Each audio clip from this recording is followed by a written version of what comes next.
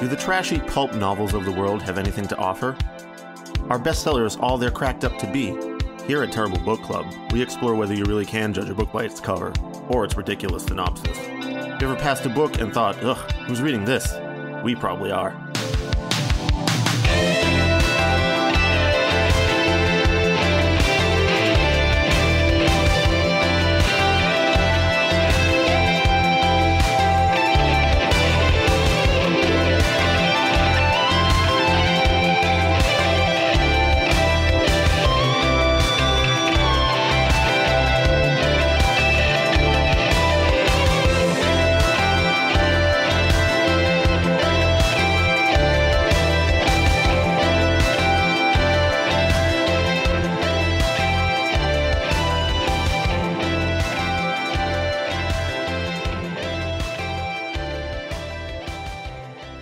Welcome to episode 115 of the Terrible Book Club. I'm Paris, and this is Chris. Hello! This time, we read Tender Wings of Desire, a Colonel Sanders novella by Catherine Kovach, written for KFC and Yum Brands. This was commissioned by Yum Brands as a 2017 Mother's Day publicity stunt for KFC and the next ploy in their continued Sexy Sanders marketing scheme. My friend Elisa requested we read this a few years ago, and somehow it has sat in the recommendations pile until now. So thanks, Elisa, for bringing this to our attention, despite the fact that it took roughly 4 years for us to read it. We finally dredged this one up. Yeah. Covered in gravy and biscuits. Yeah. Hopefully you can forgive us. Thanks again, Elisa. So if this is your first time listening to the Terrible Book Club, what we do here on the show is we read books that we assume will be bad, and we base this on their cover, title, summary, or some combination of the three. Sometimes we read books that our patrons, listeners, or friends recommend, much like today. So typically we do the opposite of what most people do when they're in a bookstore or while they're browsing the internet looking for something to read. And usually this experiment results in a disappointing and hilarious time. But, once in a while, we do actually end up liking the book. Content warnings. In addition to our usual barnyard language, today's episode includes discussion of... I don't think we need any. I think we're safe, Paris. This might be one of the first books with no content warnings. Oh, damn. Yeah, I mean, the only thing I can think of is I don't know, if you're scared of marriage and... Yeah, if you don't like arranged marriages? But that doesn't happen. They don't even happen, yeah. Yeah, so... All right, never mind. Safe. I declare we're cool here. All right. I guess you've just got to contend with our barnyard language today, and that is all. Yeah, that's it. All right, Chris, do you want to read the back of the book summary for this? Sure. This capitalist chicken hellscape? Sure.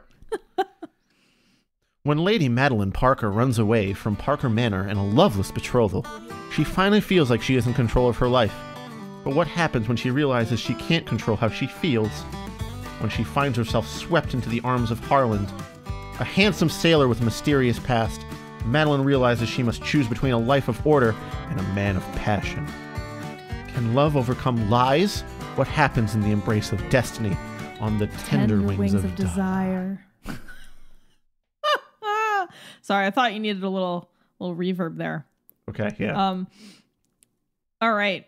Chris, you want to tell us a little bit about our characters and the setting? Fairly small cast here. We have Lady Madeline Parker, who is older than 16, but not old enough to really drink or something. Anyway, she's betrothed to the Duke of Sainsbury, Reginald Lewis, which is hilarious to me, considering my bandmate's name is Reggie Lewis. So I just imagine Reggie. Chris's bass player is the Duke of Sainsbury. It's basically all that was happening while we were reading this.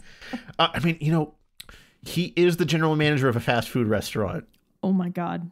So does he have a mysterious past as the Duke of Sainsbury? Did he leave his rich family and cross the sea to start anew, to separate himself from the lies and delusion of the upper class? I should ask his girlfriend where they met. She'll be like, "What? We met in a bar. It's called the Admiral's Arms." All click together. Okay, so yeah, we got the Duke of Sainsbury, good old Reggie playing bass for Graveborn now, after he was not allowed to marry Yes. Lady Madeline Parker. We have Victoria Parker, who is Maddie's sister, who's just, all about being a noble wife. Then we have Dahlia Parker, their mother. You've got Kiva, the bartender of the tavern that Madeline finds herself employed at. Carson, the owner of the tavern, the Admiral's Arms, as we mentioned. Liam, the tavern cook. And Harland Sanders, secret Kentucky colonel / sailor boy.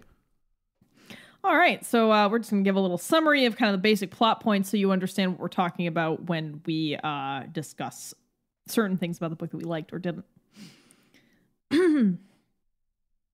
Madeline Parker is a young noblewoman set to be married to Duke Reginald Lewis, whom she has no feelings for. On the eve of their marriage, she runs away from her family home to a small seaside hamlet where she takes a job as a tavern barmaid. At the tavern, she meets Harland, a dashingly handsome sailor who she falls for immediately. Although mildly conflicted, since she originally thought no one could love someone from merely knowing them a short while because of her situation with the Duke, she realizes that her desire to live with Harland is true. A letter is delivered to Harland, which Madeline intercepts, care of the cook, Liam, stating that Harland is to come home to retake his place at the head of his family's restaurant business as Colonel Sanders. Madeline is initially taken aback by the lie that Harland was a simple sailor and doubts she wants to return to a noble life, but soon realizes her love for Harland is what matters more. The two are married and live happily ever after eating fried chicken or some shit. I don't know. All right, to be clear, there's no fried chicken in this book.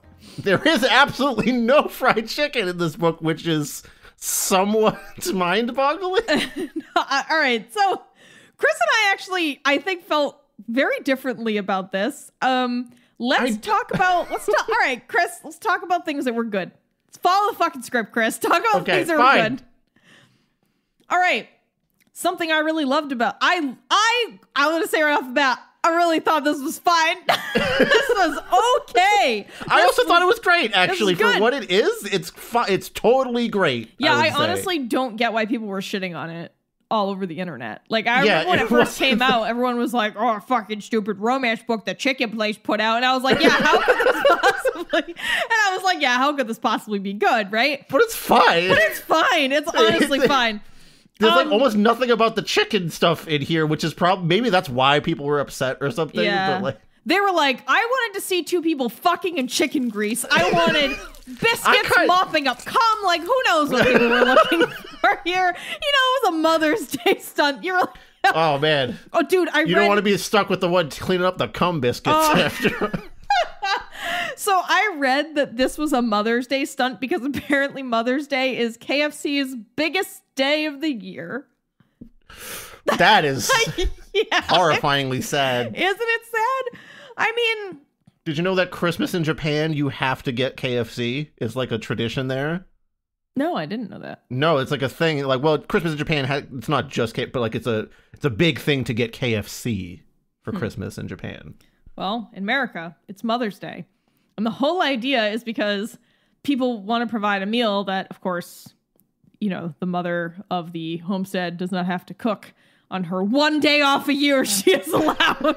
So they buy fried chicken, apparently, which, I guess if that's your jam, that's fine. And, hey, look, if that's what a mom wants for Mother's Day, fucking go for it. Yeah. But it is a little weird if that's the default and it's not what she requested. Seems like that might be the case. It's surprising to me that that's KFC's biggest day. I don't know. I would have thought like the Super Bowl. Sure, maybe, is what my guess would have been. But anyway, their whole idea was, since everyone's getting a meal so mom can relax, why not also give her a romance book to read to think about how her life could be so much better if she wasn't here with this fucking family, which is kind of how this book reads. If only I had met a dashingly handsome chicken magnate. Yeah, well, hey, I gotta say, there were a lot of things that were good about this novella. I would agree. The dialogue is very realistic. And it's even funny sometimes. There's a point at the beginning where Madeline is talking to her sister, and Maddie's saying, like, oh, man, I just don't want to get married. Why do women have to be betrothed this early? Like, we've barely lived our lives. We haven't gone anywhere. And they're taught, and her sister's like, oh, but you're betrothed to the Duke.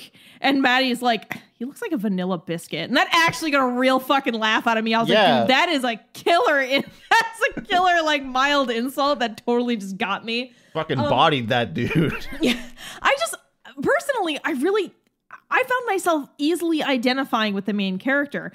Maddie is struggling right at the beginning with pretty things and how she's not good at embroidery. And, she really just wants to read and kind of see the world. And she doesn't want to marry a man she doesn't know. And she doesn't want to get married so young.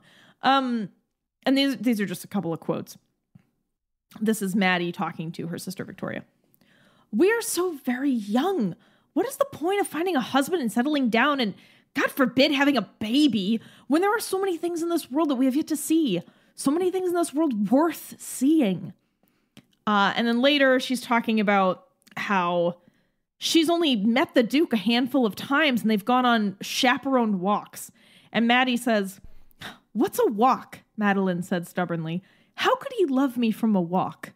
Kind of puzzling over why he would propose to her when they've barely talked.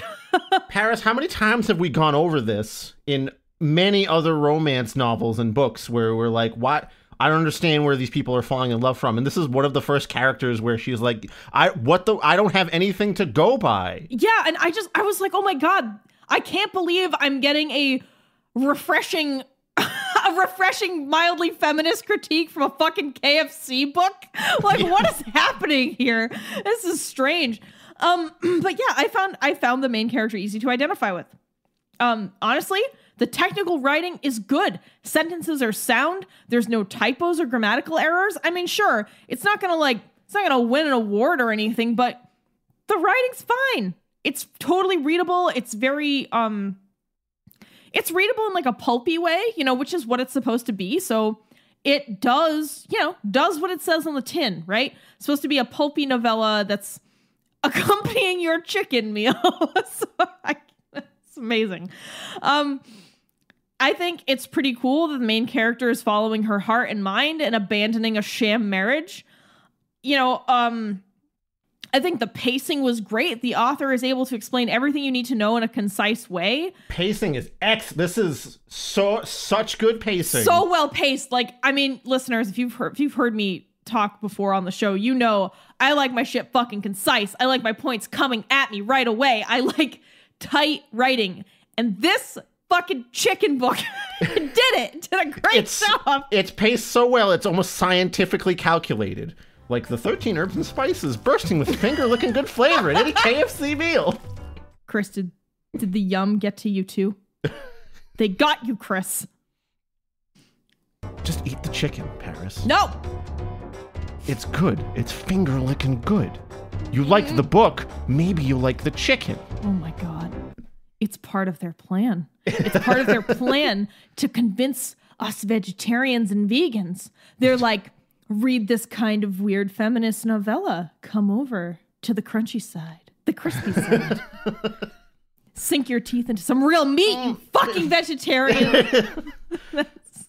Okay, let's keep going with what we liked, Paris, but I have a minor quibble with a word you keep saying. Okay. Well, we can get to that when we go to the next section. But sure. I think, it makes a really minuscule attempt to tackle class divisions, which I think is fine considering this may be only 20 pages long. I mean, we read it in an EPUB document, but I feel like each chapter was 2 pages and there were 9 chapters in an epilogue, let's say 10 chapters. So yeah, I think this may have been 20 to 25 pages. So it's very short. I do take issue with the fact that this is called a book. It is a short story. I don't even think I would call this a novella because it's probably 25 pages. I would say it's probably more like 60 based on like my reading speed, I would say. Really? Because it didn't feel that. Anyway, not important right now. It's short and to the point. It gets you in and out, just doing what has to happen for a book of what this is. It's like very self-aware as to what it is. I feel like it is. You're just in and out, like like a good romance should be. Yeah, that's all I want from a good romance is some good in and out. Well, wait, that's the other restaurant. Oh shit! Oh God, we're all tangled up. Triple joke there. Did you like that layering? Triple. Is this the triple down? Yeah. I've sandwiched a double entendre with a reference to another fast food restaurant. And then drizzled another entendre on top of that. You'll have a literary heart attack in 2 pages. I gotta say, for such a short story, we learn things about characters through their interactions and their discussions rather than being told who and what they are. We learn who they are by the author showing us. Good Lord, I kind of want to make all these authors whose books we don't like read this fucking chicken book. How is this fucking chicken book outclassing so many other books, Paris? Dude, I don't know. Even like the sex scenes are all fade to black.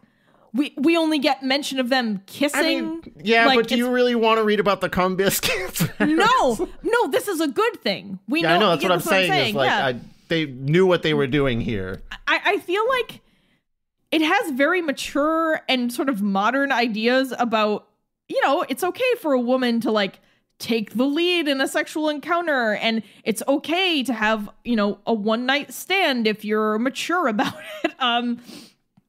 I'll just read some quotes. During the paragraph where Madeline is thinking that perhaps Harlan actually wasn't in love with her, and maybe they just had a dalliance for a couple of days, and she kind of comes to terms with that. And it says, it's okay. She was a woman who had embraced an attraction to a beautiful man and now was free to go on with her life. I made my own choice. I respect my own choice. It's okay, Kiva. I took a lover. I wasn't taken. I was just like, wow, what? Like, are you getting this like very normalized views on sexuality and women in a fucking KFC romance novel? Yes, what? It was nice. It was very nice. And I mean, I know this stuff feels really kind of low bar, but I mean, I just was not expecting to have anything good to say about this. So really nice to have all these surprises. I do think it's pretty funny that this book, I liked some things about it because it kind of feels, I know I've said it feels a little feminist, and Chris has a chicken bone to pick with me on that one. But I really feel like most romance novels don't take that approach. So it was kind of nice to read this. Although I was thinking, like, if you give this book to someone on Mother's Day and it's like, don't marry someone unless you love them, run away from shitty arranged marriages, do you not like your life, fucking leave it. Like, what the hell is going on? There's some weird subliminal messaging. Bricks, lady. Yeah, and I just think it's, I don't know, I was just in my mind's eye seeing a bunch of moms on couches eating a bucket of fried chicken, reading this and going, yeah, that's right, Maddie. Fuck this, Todd. I'm fucking out. I'm out. I'm taking the kids. What? I got you KFC and a buck. What's wrong? It's all you've ever gotten me, Todd. Done. That's just what I saw happening in my mind.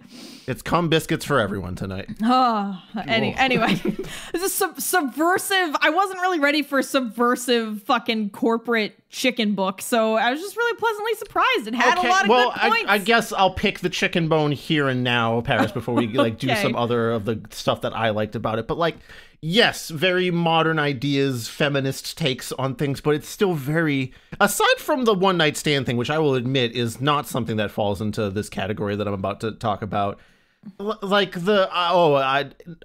arranged marriages shouldn't be a thing. That's like even the chudliest Chad out there in the most red state thing ever.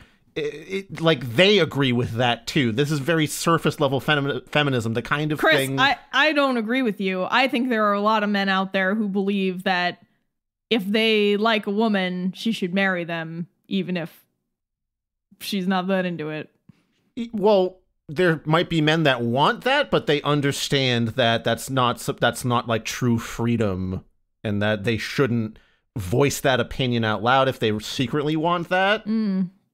It's the same style of feminism as people who think racism isn't a problem because the Ku Klux Klan isn't super active out there anymore, right? Like, oh, we don't have arranged marriages anymore, therefore, what are y'all complaining about? And I'm not saying that that's what this book is saying. Not at all. I'm just saying that, like, if we're calling it feminist, it's mostly a very surface level feminism. Yeah, I mean, again, this felt like all of 25 pages. I know you're saying it was maybe 60, but you're talking about a handful of pages here, and I guess I was just impressed with the fact that they did any of that. Yeah, I will say the Madeline taking the lead and then also thinking to herself, like, it's, you know what, honestly, I had this dalliance maybe, and like that's cool and good, and I can move on with my life after that. Now that is some truly good feminism right there. So I will give the point there. I mean, I definitely agree with you that this isn't like some groundbreaking work or anything, but more than we've seen from a lot of other heroines and books we've read. Looking at you, fucking Twilight series. Fair. You know, looking at you, I think I'm just thinking of Midnight Sins because it's like Midnight Sun, although that's a lost episode. Yeah. I mean, God, almost any book we've had where there's been, you know, a woman in love, you almost never get stuff like this, and it's one of our major complaints. So I think that's why it just stuck out to me as particularly good, because I was like, damn, this is a fucking... You know, some big ass corporation hired this ghostwriter to write this, and I hope they paid her well. Miss knocked it out of the park, to be honest with you. Yeah, Catherine Kovach. Shoot, I'm not sure. Could be either. Yeah. Anyway, Catherine, my dude, good fucking job. Quality stuff here. You got that corporate money, and you made something self-aware and pretty okay for a marketing publicity stunt. This impressed me for what it was supposed to be. It really did. So like, fucking good work, man. I hope you get other jobs. Finger licking good, if I say so. That has implications for romance novels. No, but also like, you know, like old people lick the finger to turn the page. Oh, it's so gross. I hate when people do that. You're probably going to start doing it eventually. Oh, no. Well, no, because we'll be reading on our tablets anyway, so you're not just going to lick your finger to swipe the screen and just spread your spit all over. Anyhow, one last little thing I thought was good, that something I've actually complained about in other books, where you have a name introduced in a book that's not phonetic. So, you know, you look at it and you're like, how the fuck do I pronounce that? And this author did a pretty good job of solving that problem. I'll read the section. The woman nodded. The name's Kiva, and please do not ask me to spell it because it's nothing like it sounds. It is not Keeva? Madeline asked, already feeling the grin come to her face. Kiva rooted under the bar and pulled out a white linen apron, passing it to Madeline. Not even close. Now put that on and act like you work here. Carson will be none the wiser, and welcome to town. And Kiva is spelled Caoimhe, as you can see, as an, you know, an English reader in the Western world, that might be a little difficult to pronounce because it's clearly Irish. I believe it's Irish, right? Yeah. She says she's Irish. I just think it was a good way to explain to the reader quickly how it was said without being like, it's pronounced this.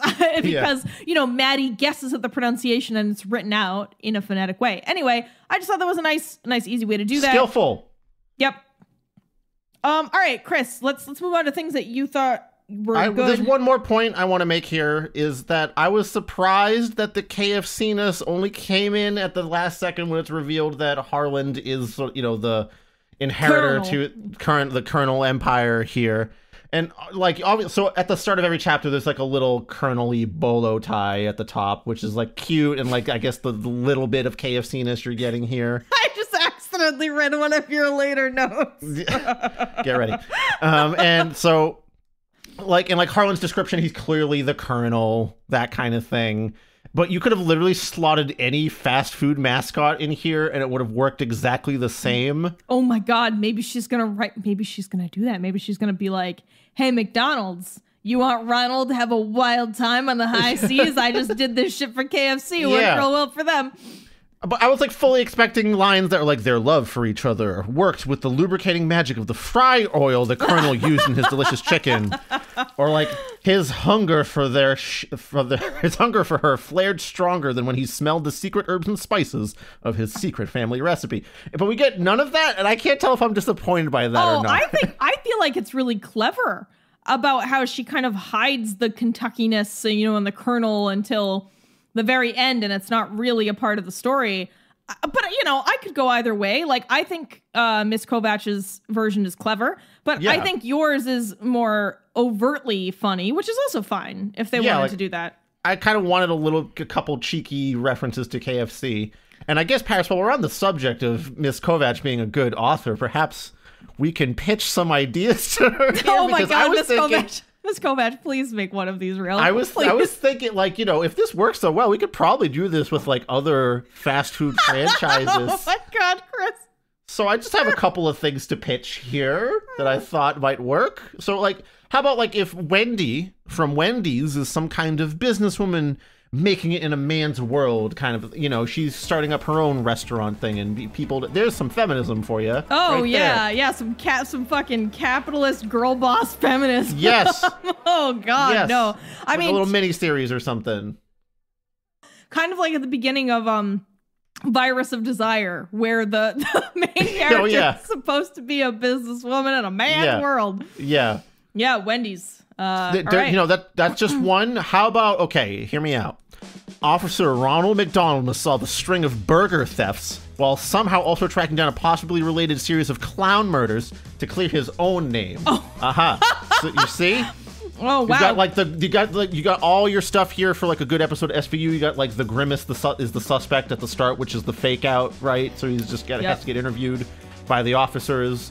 Wait, is this clown on clown murder? Like, no, so it's like Ronald is a clown. Yeah, he's like a clown cop, but there's like some kind of like murder serial killer going around with like clown-based methods or something. Oh, okay. And people are suspecting him, but like they can't be sure, so he has to clear his own name while also solving the burger theft ring that is occurring. All right, and of course the romance comes in because, wait, who's Ronald's girlfriend? Has Ronald ever had a girlfriend? I think he's asexual. They don't have to be romances. Is it Grimace? No, I don't think that's it. Wasn't there some kind of like bird lady in the McDonald's thing? Wait, what does he have to solve for burger thefts? There's the burglar. So that's the fake out. Like you think it's the Hamburglar the whole time, okay. But then it's really, I don't know, fucking someone else. I need to see if your theory about McDonald's mascots. All right, McDonald's characters. Thanks, Fandom Wiki. There's like, did this? Who's got a McDonald's fandom out there? There's like this weird like beaky bird lady. Yeah, she's got like pigtails or something. Hang on. I don't know what she like Birdie, represents. the early bird. Okay, there's your chicken right there. Birdie's the one stealing all the burgers because she wants chicken sandwich supremacy the whole time. Chris, I love how we're both like, wait, wasn't there a bird? Yeah, I think it was. I don't know what her name was, though. I think she was a bird, and it's Birdie the bird. Oh, God. Yeah, they didn't really fucking throw the ball that far in terms of creativity. Mayor McCheese. Yeah. See, he's the murderer. See, that's the thing. Him and Birdie are in on it together. Oh, but there's Officer Big Mac. Oh, well, he's just Ronald McDonald's. Like, he's got the scene where it's like, you're a loose cannon, Ronald. Give me your badge and your fry cook apron. You're gonna have to give me your cheese and your tomato. Okay. Oh God, I got a couple more. All sorts I got a couple more. You ready? Wait, trash cans. Talking twin trash cans in 1970 through 1985. Okay, now you're just ripping off Sesame Street. Now you're just. Yeah. What the fuck was the trash cans for in a McDonald's advertising? Maybe the just acknowledging what kind of food it is. Yeah. We're like, this is where we live. Your fries. We're in the trash. This is where you'll die too if you keep eating this. Okay. Anyway. All right, I got a couple more. Now that we're drowning in fucking McDonald's mascots fandom. All right, I think this one writes itself. Paris, the Five Guys polyamorous romance novel. Oh yeah. we got to get some queer representation in here sometimes, and there you have it. Maybe they're all some sort of anthropomorphized burger ingredient, all 5 of the guys. Oh, yeah, okay, yeah. Bunny, the bun. You got, like, Brad Sharp, the cheese. Yeah. Buddy the Buddy Bun. Yeah. Bun? I don't know. Like, Bunny is his name, but Bun is his nickname. Kind of a thing. Yep. And then we've got, Brad Beef or something, I don't know. yeah, Brad Beef, and all right, what else we got? Lettuce and tomato. Tom Ado, yes, Tom Ato. And then Condiment. Wow, Chris, you are just fucking knocking it right out of the Call McDonald's me up, Miss Kovac. We drive-thru. could be a fucking power squad here. I also really like your final idea. Here's my final one. This will be an epic, multi-volume fantasy series about the Burger King kingdom with various houses fighting to have it their way. Featuring flame grilling dragons. Oh, yes! I fucking want this. So someone make this, please. The Burger Kingdom. You've got, like, house chicken for the chicken sandwiches. Oh, and, like, my God. House beef. House chicken. Wait, fuck. Hang on. We gotta figure this out. There's, like... House cluck. Yeah, House cluck. There's House green for the weird side salads. No one really likes them. Yeah. Oh, fuck. Chris, this is so good. House tater. House tater. Tater and cluck. Oh, my God. And then they have fucking to band green. together. Oh my God, this is fucking brilliant. Miss Kovac, please fucking write this. Who's the villain in this? The hunger. It's just like the concept of hunger is like overtaking, like famine is overtaking the land. That's not bad. It could be famine. Yeah. All right. Chris, I think I've done it. I think you just wrote an HBO award-winning series that will actually see its end because you're not George R.R. Martin. You'll live to write the end. Paris, they finished that show. Did you erase that from your memory? Yes, moving on. Let's talk about things that were not good about the Colonel Sanders novella here. All right, so we actually had a lot of good things to say about aspects of the novella, aspects of the short story that were good. There were a couple of things that were not good, of course. Chris already talked about how even some of the good things in the book were pretty surface level, but I think a lot of that can be explained away due to the brevity of the form here. There's like right at the beginning though, it never tells you exactly what town they're in, and you kind of piece together quickly that they're in England. And Madeline refers to the town she lives in as the Ton.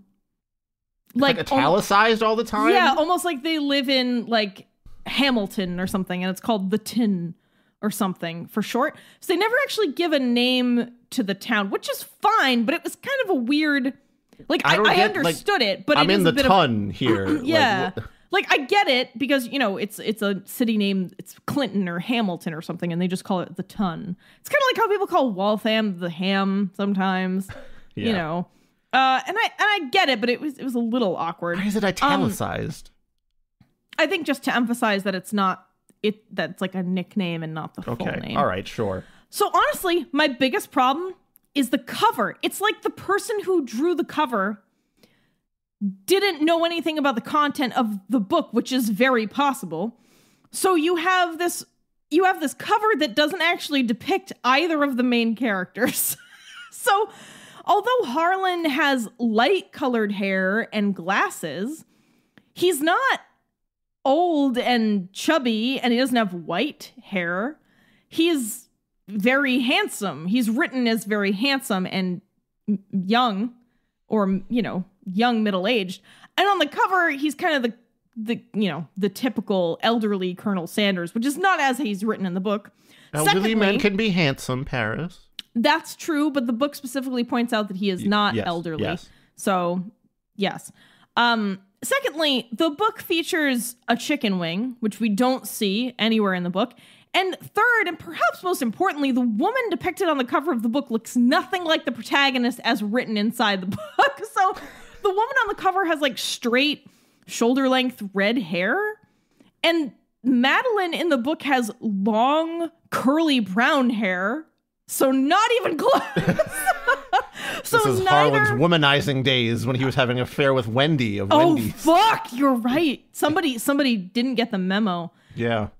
So literally, I think this is just a function of this book being commissioned by a corporate entity and not really caring that the cover and the content match. But it is a little disappointing given the content is a lot better than you expect.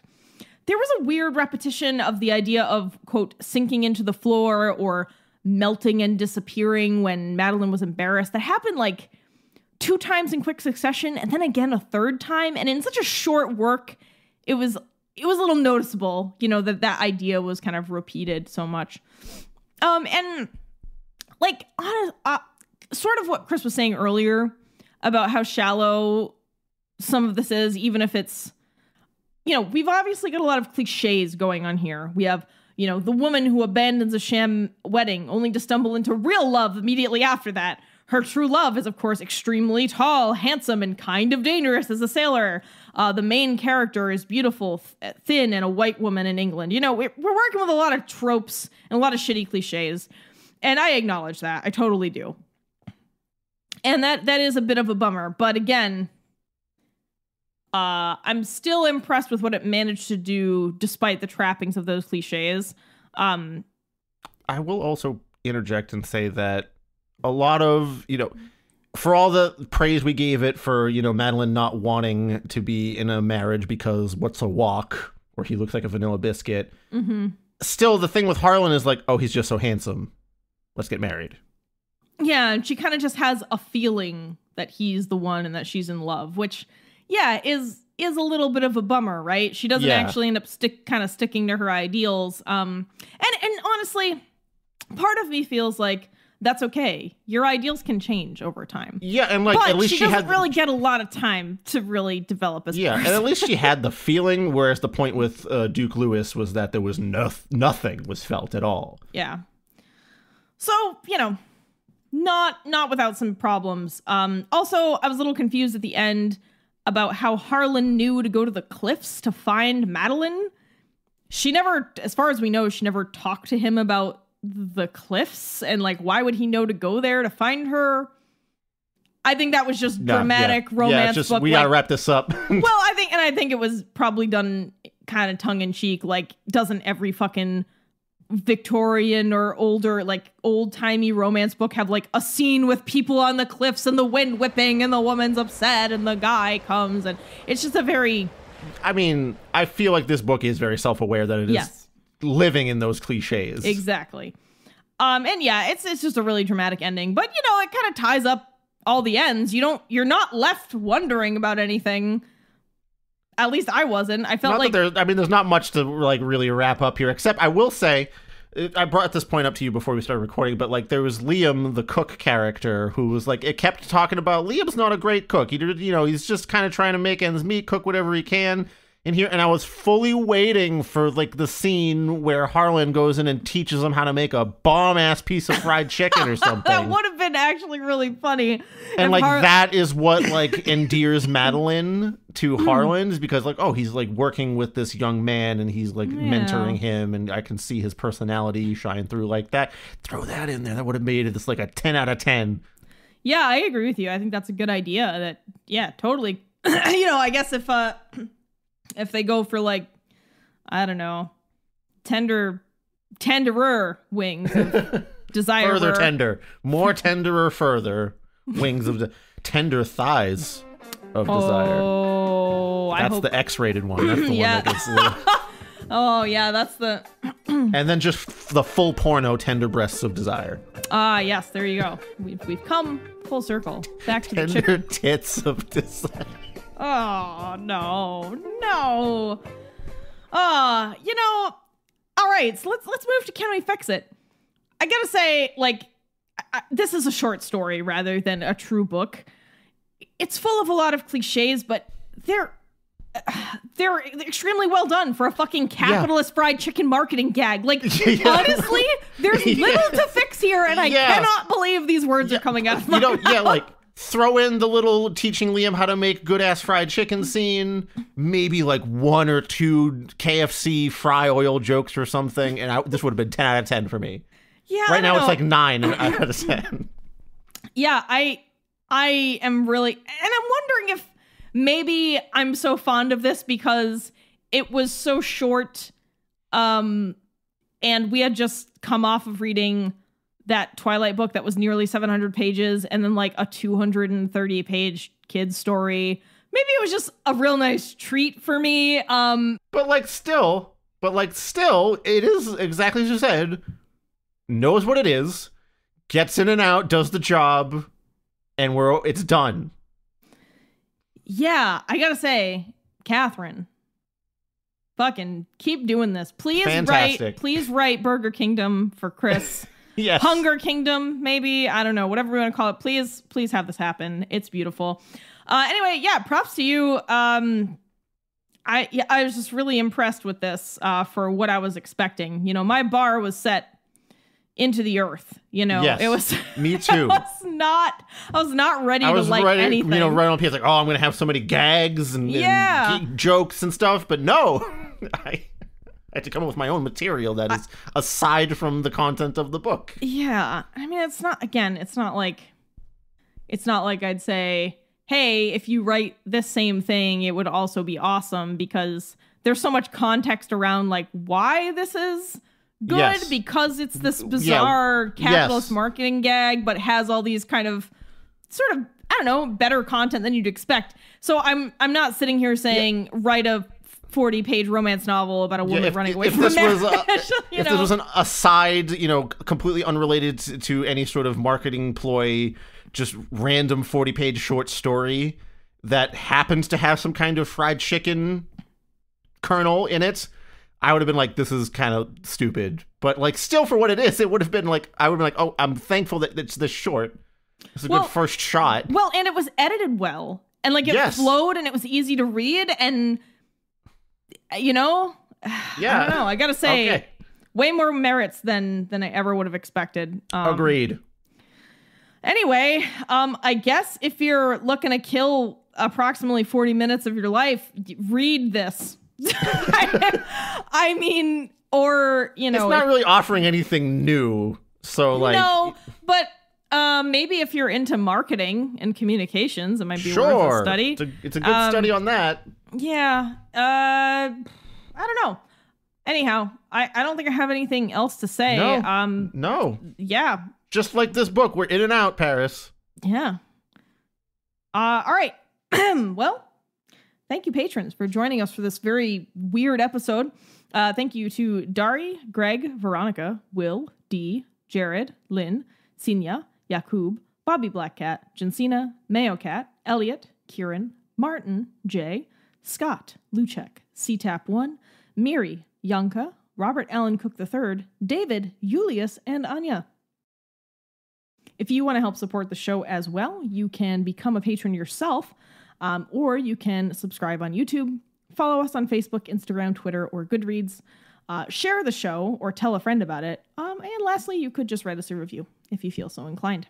If you want to reach out to us personally, you can send us an email at terriblebookclub@gmail.com, or you can send a message to us on Patreon, Goodreads, Twitter, Facebook, or Instagram. All right. Well, Paris, off we go into the crispy fried sunset. We'll come back eventually with more finger licking good podcast episode, ear touching great. Ooh. I don't know. Don't touch my ears. Don't touch patrons' ears or listeners' ears. God! What? I'm not touching. It's like my voice is vibrating. Oh, now Paris is a chicken. I better go, guys. Bye, Chicken Paris.